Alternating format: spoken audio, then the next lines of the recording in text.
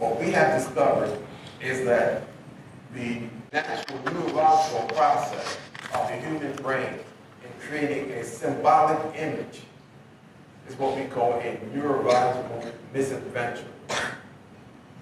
And that symbolic thinking produces a behavior pattern that is circular, where you have intertribal conflict, wars, you have all the kinds of problems you see in the world today.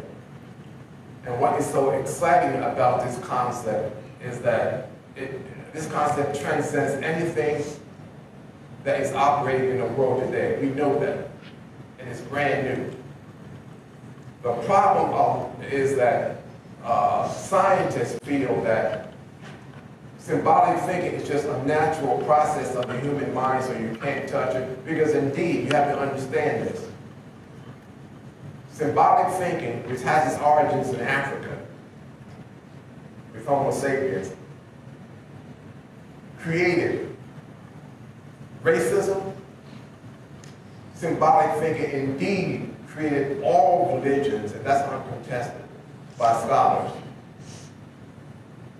And symbolic thinking is considered a natural neurological process of the human mind.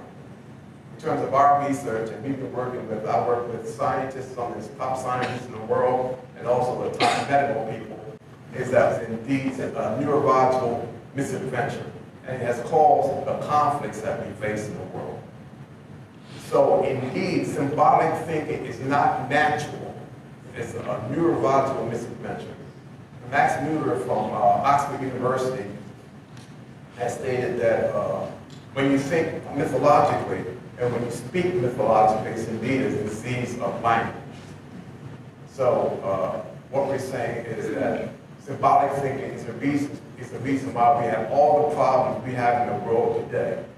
And nothing will solve these problems. Here's the point. Nothing will solve these problems as long as we think mythologically. And this is what is so important, and I was so excited about this conference, is the emphasis on changing the mindset. And people aren't talking about this. Only in private scientific sessions, because there's a feeling of keeping certain things from the vast majority of the people. And that's a fact. And, but you know, what we have to understand is that in terms of digging out information, you really have to dig it out for yourself. Well, you mentioned that we should encourage this so-called symptomatic thinking, right? But in the context of Asian culture, right, sometimes we see what is supposed to be, but we didn't say what is supposed to be. The reason why I say that is, for example, you know, if there is a senior manager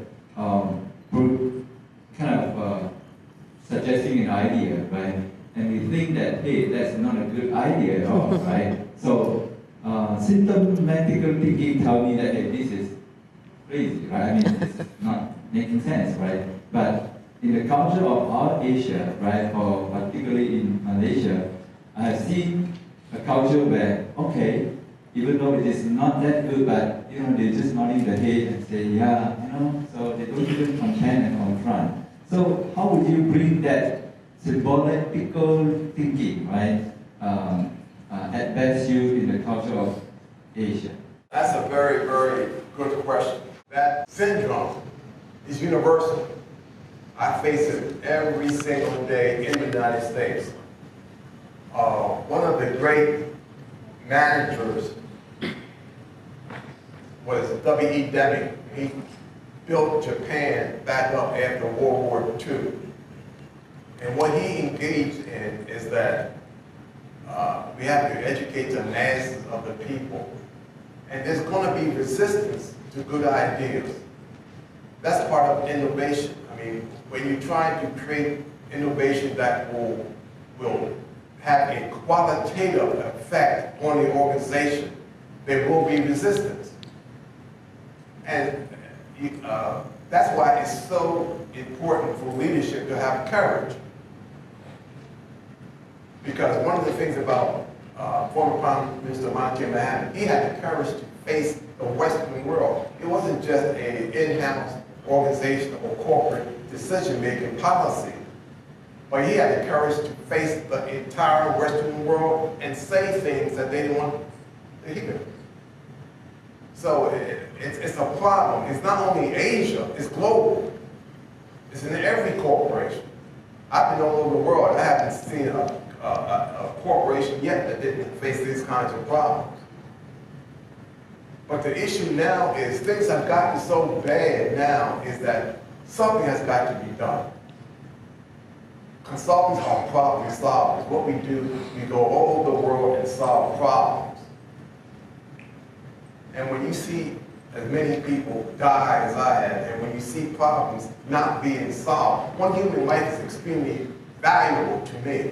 And in the Western world, it doesn't seem that way. People are murdered left and right, you die, and there's no feeling.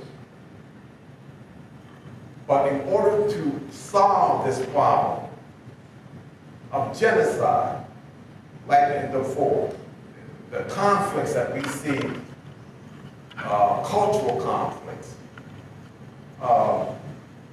we have to understand that new ideas and concepts must be applied.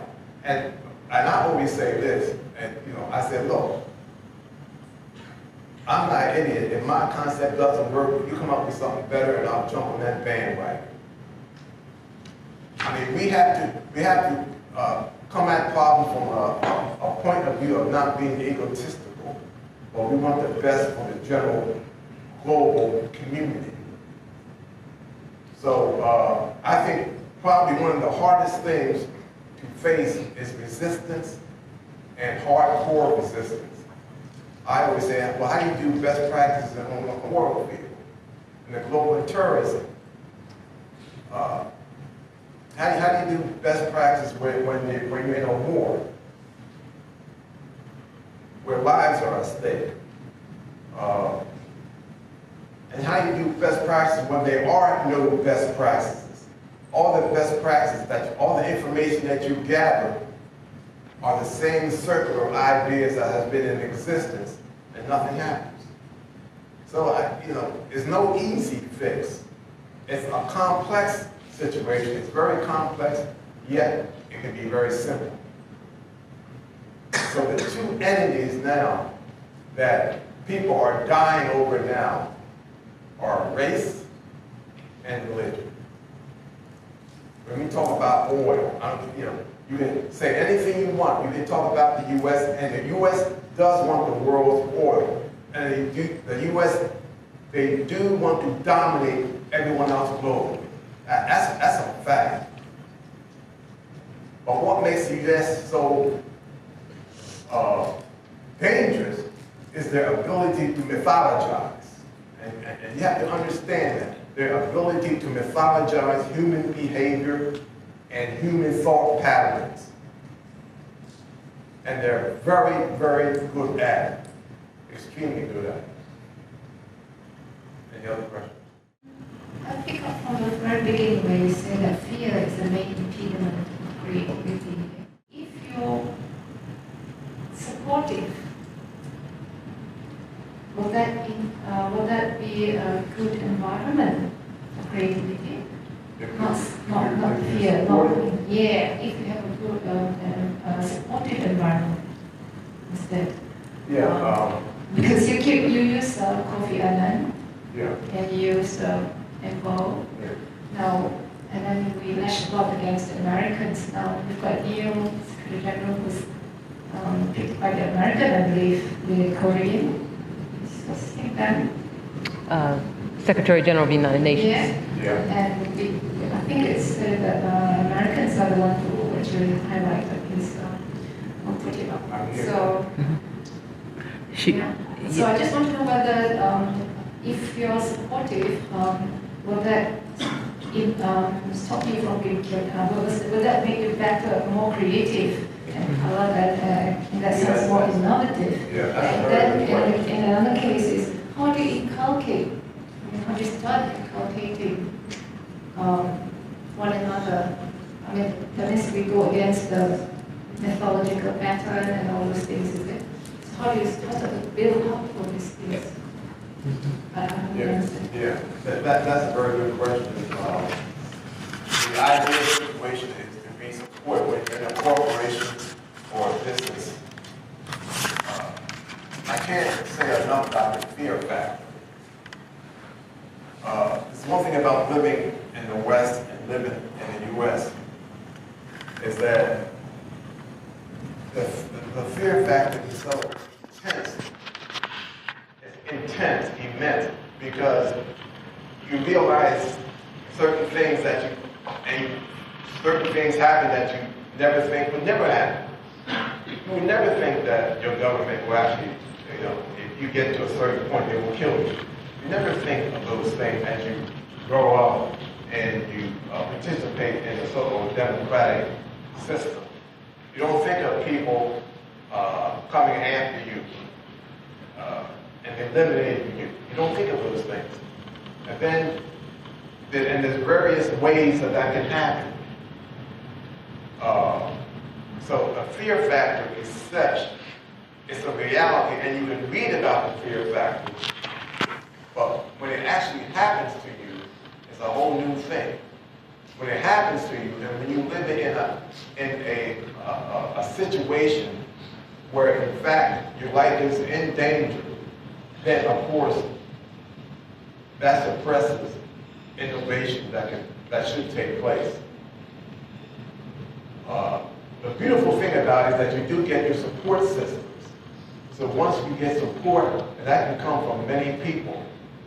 Fortunately for me, I have support from all over the world. In other words, as an international management consultant, where I do travel globally, it's wonderful that I get support from different people from different countries. And the thing about globalization, even though globalization has not been the kind of panacea or productive system that we would like in terms of developing countries, there's always been globalization for people who travel in ways that produce qualitative productivity. So it's a relationship. Globalization can be very, very valuable if you behave in a productive way that you can establish healthy relationships globally. That's the key issue there. If you can establish relationships with other people in other cultures that can transcend minute differences. This is extremely important. Extremely important. And once you have that support system, then you can initiate innovation that can be mind-boggling. And it gives you the courage to create innovation that can create qualitative change. So even if that support system is activated in a midst of non-support and fear, it seems to me that the support system transcends and overrides the fear that's initiated by people who do not want qualitative change to take place and knock down all innovation. Knock down all innovation. And let me say this. One of the things is extremely difficult, and I find it difficult for myself when you work in areas. I had a wonderful letter from a young lady from Pakistan who lives in Pakistan, who I met here in Kuala Lumpur, where she told me about how she had to grow and experience the realities of fear herself before existentially she was able to understand that certain kinds of concepts that she grew up with had to be eliminated. So it's an existential growth. See, you can read about something, but until you experience, it's a whole new matter. So support systems are wonderful for innovation. in that it can bring that to fruition. And it outweighs non-support. I mean, you can get all the criticism and non-support, but the support systems that you have, and that's the fear system is set up to negate all kinds of support and make you feel psychologically fearful and unsound. It's a psychological thing. There's one thing I have to say. Traditionally in America, historically, African Americans were hung by the tree. They were hung, literally. You know. But now, what they do is can even be more damaging in terms of the psychological effect of practices. Like now, there's been, maybe you've heard on CNN, there's been an arrest of nooses were found not only in the military academy, in universities, college professors. They found nooses on their door, which means they will hang you like they did before. This psychological, and then in terms of re-engineering, for instance, re-engineering was a process that the founder of re-engineering, Mike Hammer from MIT, after he made his millions, he found that re-engineering did not work. Re-engineering was a failure, and most of the corporations took re-engineering really as to lay off a bunch of people. And when you lay off people in America, it's black people being laid off. You said something of being effective, which means doing the right thing. How do you balance that against that fear of following certain procedures? Right? Trying to be, you have to follow certain procedures and try to be doing the right thing. So, can you come? What's exciting about this, academically, the top scholars have always said that thinking symbolic is natural, like breathing. You're breathing naturally. It's like that. But it is not. And doing the so-called right thing, when you see someone, if you see another person of a different cultural race or what have you, and there's an argument about race. Race really doesn't exist biologically. Race does not exist. Race is a symbol system that is put in place to categorize people. And that has to be understood. There's no such thing as race. Anthropologically, forget it. No such thing. So when you look at the categories that are operable now, national pride, and those kinds of things, but scientifically speaking, look at it from a non-symbolic point of view. Because when you look at science symbolically, then you say, well, you know, this person is inferior because 1% of the gene doesn't work. So we forget about the 99% genes that are similar, and you take that 1% gene and says, this person is inferior, this person is this person is that. But what I'm saying is that when you don't do that, when you meet people and when you look at people and take them for who they are as fellow humans, things will come out. I mean, if a person is bad or a person is, they'll come out, things will come out. When you don't prejudge, that's a natural thought process. You don't mythologize human existence. You don't prejudge people. You look at people as they really are. And that simple process is something that a lot of powerful people do not want to see happen. And one of the things I blame is the educational institutions, because they produce a kind of pedagogy that not only defies reason, but is extremely destructive. That's extremely important. So doing the right thing is something that we all must try to do, but we have to understand that it can have severe consequences. In this world that we live in now, and you can just pick up any newspaper and look at the global situation, and you can see that things are not good at all. No place in the world is perfect. No place in the world is perfect. But some places are doing things very well. And I think Malaysia is one of those places that's doing things very well. No place is perfect. But we have to work to break the circle.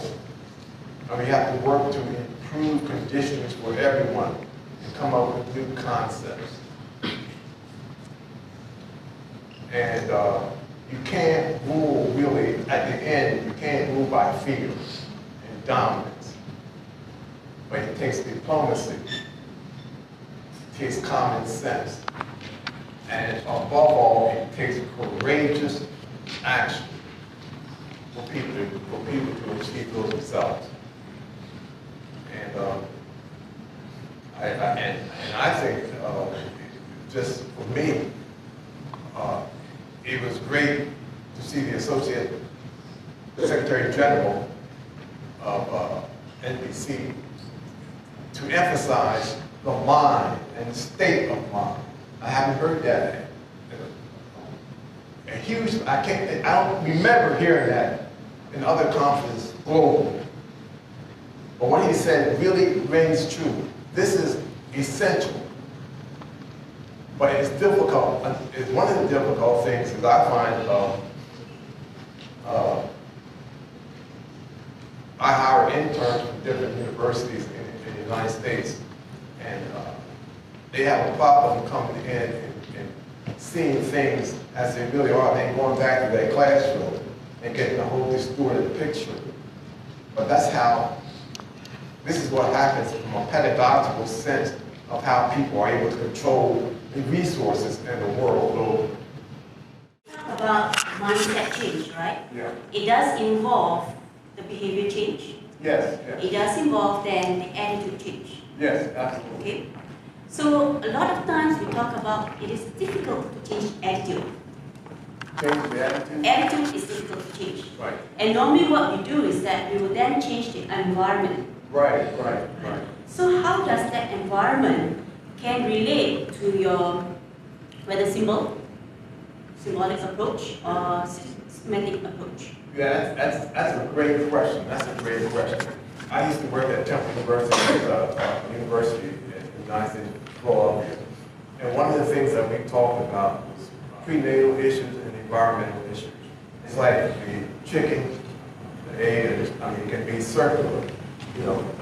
Environmental issues can produce prenatal issues and prenatal induced environmental issues. Then there's a great book out by a professor at Yale Medical School where he talked about, I was in Frankfurt, Germany, and at the Frankfurt Book Fair, which is the largest book fair in the world, I picked up a book by this professor at Yale. He was there talking about, his book was on brain and culture, and how your behavior has a huge effect on the culture, and the environment has a huge effect on your neurological. So environmental issues are so important because it affects the neurological process. But the environmental issues are symptomatic. What do I mean by that? In antiquity, or in early history, and again, you all must realize that it all began in Africa. As Homo sapiens began to emerge and look at the environment, the stars, the sun, the rains, the winds, and all these environmental factors. These environmental factors and the result, like when the storm, you get the rain, you get wind, all of these are what you call natural signs. And natural signs are symptoms. Let's be clear about that so we understand. Like when you catch a cold and your nose runs and your eyes run and you blow your nose, those are symptoms. When you have rain and it falls on the ground and you see water, whatever, those are symptoms or natural signs. So natural signs and symptoms are synonymous. They're the same thing. A Malaysian anthropologist was on public television in the United States, and she had talked about, if you know it, so if you don't know, the first people into Malaysia came out of Africa. They talked about the migrations. When the first migration took place, the first people out of Africa came into Malaysia. The first Malaysians were Africans. You have to understand that. Now this comes from one of your top scholars, Malaysian, he was an anthropologist. So when early man began to see the winds and the stars and the sun, he couldn't understand that. So what did he do? He mythologized those facts. He didn't understand those. He turned the symptoms into mythology. And that's a dynamic that is being used today, and it came out of Europe by Carl Jung. As a matter of fact, Sigmund Freud and Carl Jung parted company over this debate about symbol systems. When you look at the environment and take it for what it is and deal with it what it is instead of mythologizing, you don't make the sun into a god, and that happened. And you don't make the wind into some kind of magic formula that you would use for inappropriate ways. I mean, you take things as they really are. So the environment is extremely important on our behavior, and our behavior is extremely important on our environment. The guy at Yale Medical School, he talks about how the environment affects the brain and the culture affects the brain. And see, this is one of the things that we try to do is make academic practical and indeed useful so that you can apply it. So the dynamic between the environment and behavior patterns, which means neurology, is extremely important. It affects each other. So, but when it becomes ineffective is when you begin to symbolize. And remember one thing, when you symbolize something, you mythologize. Symbols and mythology are synonymous. Symbol and mythology are synonymous. And I'd like to say this. All top scholars around the world know that when you deal with the issues and problems that you face in life, you're dealing with symbolic behavior, symbol systems, and you're dealing with symptomatic behavior. I mean, that's uncontested. When you read books and you talk about signs and everything, you'll talk about symptoms. So it's very important to understand that dynamic, because you can read the literature from a multidisciplinary aspect. You find that is what's happening, especially scientifically, because the debates now that's going on are extremely important for productivity, value creation, extremely important. And it will decide in the future who is fed and who is not fed, who will get clean water and who will not get clean water, and how we live. And 9/11, September the 11th, the bombings at the World Trade Center was an unbelievable example, and the resulting feeling within America, like how could this happen to us? We were being terrorized in such a way that it was unbelievable to them. But yet, these same people were terrorizing other people within the United States in a way that was equal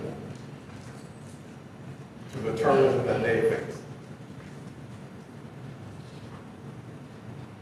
One of our most conservative bankers Vernon Jordan, first wizard, one of our top investment banks, made a statement: black people were terrorized long before 9/11 and continually terrorized. So it's a psychological effect that's always present. Thank you, Mr. Edgar J. Ridley. To get more information, you can read this book, The Golden Apple, Changing the Structure of